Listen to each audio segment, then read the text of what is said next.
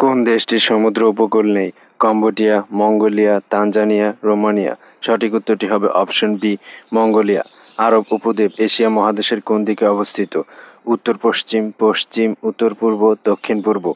সঠিক উত্তরটি হবে অপশন বি, পশ্চিম। এভিন কারাগার কোন দেশে অবস্থিত? ইরান, ইরাক, সিরিয়া, কাতার। সঠিক উত্তরটি হবে অপশন এ, ইরান। বিশ্বের কোন দেশ সর্বাধিক প্রতিবেশী রাষ্ট্র দ্বারা পরিবেষ্টিত?